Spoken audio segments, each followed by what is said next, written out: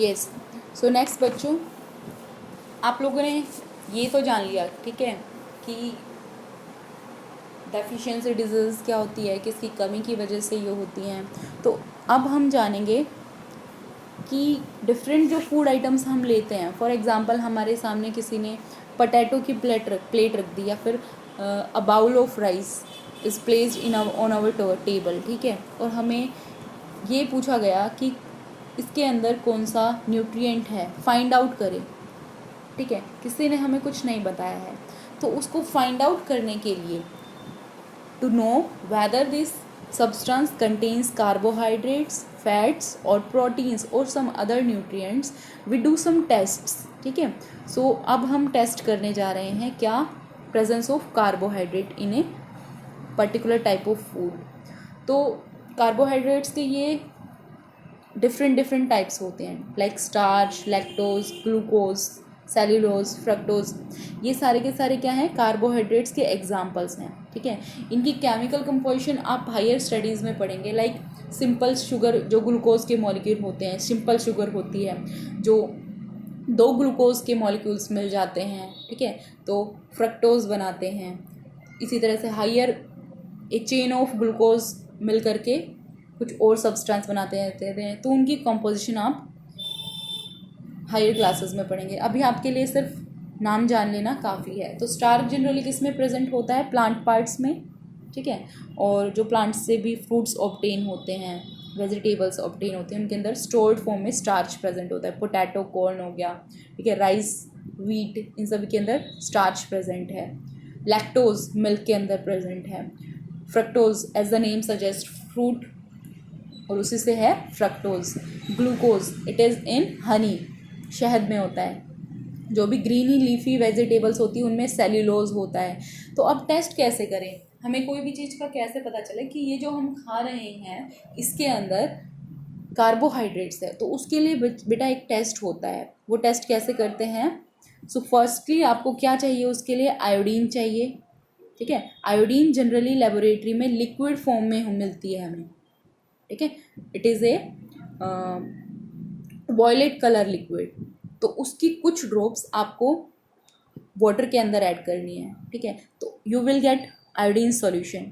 Now iodine solution एक बहुत ही important ingredient है इस टेस्ट में, ठीक है।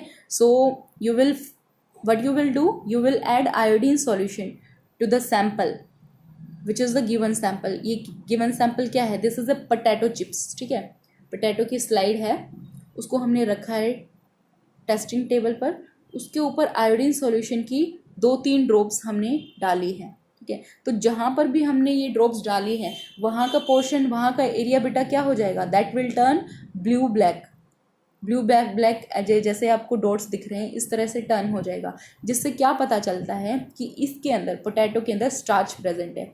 अगर ये ब्लू ब्लैक नहीं हुआ, एज इट इज़ पोटैटो का कलर रहा, तो इट मीन्स ये टेस्ट पॉजिटिव नहीं है, क्योंकि यहाँ पर तो ब्लू ब्लैक कलर शो हो रहा है, तो इसीलिए ये टेस्ट पॉजिटिव है। पॉजिटिव टेस्ट आए तो इसका मतलब समझ जाना चाहिए कि ये जो फूड आइटम है इसके अंदर कार्बोहाइड्रेट प्रेजेंट है। इसी तरह से हम और भी बहुत सारी चीज़ें हैं कार्बोहाइड्रेट्स में जिन पर ये टेस्ट कर सकते हैं, ठीक है। ये सारे जो फूड आइटम्स हैं इन पर आप स्टार्च टेस्ट कर सकते हैं। अगर पॉजिटिव आया तो इट मीन्स कार्बोहाइड्रेट प्रेजेंट है, ब्लू ब्लैक हो गया कलर, अगर नहीं तो फिर नहीं है प्रेजेंट। नेक्स्ट कम्स प्रोटीन्स बेटा, ठीक है। आपको किसी फूड आइटम में पता कैसे चले कि इसके अंदर प्रोटीन है। फॉर एग्जांपल किस किस चीज़ में प्रोटीन मिलता है, चीज़ हो गया, फिश हो गया, ठीक है, milk, ground nuts, meat, pulses, इन सभी में प्रोटीन्स पाए जाते हैं। तो जो नॉन वेजिटेरियंस हैं वो तो अपनी डाइट में मीट शामिल करते हैं ना, मीट ईट करते हैं, तो meat is a good source of protein. But जो नॉन वेजिटेरियंस हैं, ठीक है, जो एनिमल पार्ट नहीं खाते हैं, तो वो क्या करते हैं, उन्हें अपनी डाइट में ये सब चीज़ें, मिल्क, चीज़, ग्राउंड नट, पल्सेस, ये शामिल करनी चाहिए, ठीक है। स्प्राउट्स हो गए, ऑल दिस कंटेन्स प्रोटीन्स। तो अब इसका टेस्ट किया जाए, तो टेस्ट करने के लिए हमें क्या चीज़ की ज़रूरत होगी, दैट इज़ फर्स्ट थिंग जो हमें नीडेड होगा इसके लिए बेटा वो होगा कास्टिक सोडा, ठीक है। तो कास्टिक सोडा क्या होता है, NaOH, NaOH, Na means sodium, OH means hydroxide, sodium hydroxide. ये एक बेस है, क्या है, बेस है जनरली। तो इस तरह की लेबोरेटरी में पिलेट की फॉर्म में ये पाया जाता है। फिर हम इसको वाटर के अंदर डिज़ोल्व करते हैं। लाइक अगर हमने 10 ग्राम ऑफ पिलेट्स ले ली तो उसको हमने ऐड कर दिया इनटू 100 ml ऑफ वाटर, फिर हमें सॉल्यूशन मिल गया, caustic soda solution. Clear. Next चीज़ जो हमें इसके लिए चाहिए टेस्ट के लिए, वो क्या है, copper sulphate. Cu means copper, SO4 sulphate ion है, दोनों से मिलकर बना है कॉपर सल्फेट। तो ये जनरली आपको दिख रहा होगा ब्लू कलर के पाउडर में प्रेजेंट होता है, क्रिस्टल की फॉर्म में प्रेजेंट होता है। ये तो पाउडरी सब है, वैसे क्रिस्टल होता है ब्लू कलर का, ठीक है, लेबोरेटरी में। अब उसको फर्स्टली क्या करेंगे, वाटर के अंदर डिसॉल्व करेंगे, सॉल्यूशन बनाएंगे। तो नेक्स्ट आपने 2 ग्राम ऑफ कॉपर सल्फेट का पाउडर लिया और उसको 100 ml वाटर में ऐड कर दिया, तो you will get A copper sulphate solution. अब क्या होगा, कॉपर सल्फेट जनरली कैसे ऑब्टेन किया जाता है, ये जो आपको पाउडरी सब्सटेंस दिखता है ये रिएक्शन से ऑब्टेन किया जाता है। किसकी रिएक्शन, कॉपर जो कि एक मेटल है, ठीक है, और एक एसिड H2SO4, इन दोनों की जब रिएक्शन होगी बच्चों तो सॉल्ट निकलेगा प्लस हाइड्रोजन गैस निकलेगी। वो जो सॉल्ट बनेगा वो कॉपर सल्फेट का होगा, CuSO4, ठीक है। तो इसका आपने सॉल्यूशन बना लिया। अब हमारे पास 2 सॉल्यूशंस रेडी है टेस्ट करने के लिए। What we will do next, we will take a source of protein. Protein किस में होता है, हमने पढ़ा है दालों में प्रोटीन होता है, दाल जो होती हैं पल्सेस, ठीक है।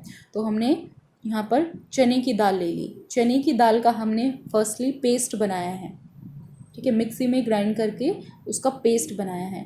So after making the paste हम उसमें वाटर डिज़ोल्व करेंगे, then we will get a solution. ये हमारे पास सॉल्यूशन में बन गया। इसको टेस्ट ट्यूब में पुट करेंगे, ठीक है, पेस्ट प्लस वाटर।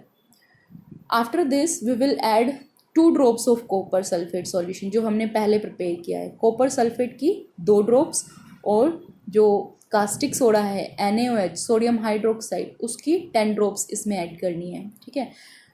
एंड इसको you should left it undisturbed, बिना टच किए कुछ टाइम के लिए छोड़ देना है इसको। After some time what you will see कि ये जो सॉल्यूशन है इसका कलर टर्न हो जाएगा, it will get violet in colour. So appearance of white colour indicates the presence of proteins in the sample, ठीक है। ये जब वॉयलेट कलर आ जाएगा तो हमें पता चल जाएगा कि इस पर्टिकुलर फूड सब्सटेंस में क्या है, प्रोटीन कंटेंट है। क्लियर। सो नेक्स्ट इज, जो भी फूड आइटम हम लेते हैं बेटा, न्यूट्रिएंट्स जो लेते हैं, क्या वो कुकिंग से डिस्ट्रॉय हो जाते हैं? You will say yes, in some cases like vitamins हैं वो कुकिंग से डिस्ट्रॉय हो जाते हैं। सिट्रस फूड जो हैं, लेमन है, नींबू हो गया, ठीक है, ऑरेंज हो गया, तो इनको हम कुक करके थोड़ी लेते हैं, इनको हम रॉ फॉर्म में लेते हैं, जैसे हैं एज इट इज़ कंज्यूम करते हैं।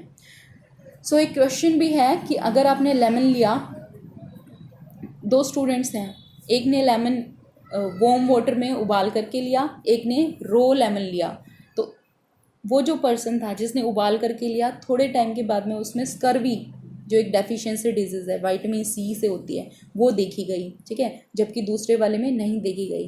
तो डेफिनेटली बात है कि कुकिंग जो है विटामिन्स को डिस्ट्रॉय कर देती है। और भी लाइक जो भी न्यूट्रिएंट्स प्रेजेंट होते हैं फूड के अंदर, वो कुकिंग से कुछ हद तक डिस्ट्रॉय होते ही हैं, बट जो मिनरल्स हैं उन पर कुकिंग का कोई फ़र्क नहीं पड़ता है, मिनरल्स एज इट इज़ रहते हैं।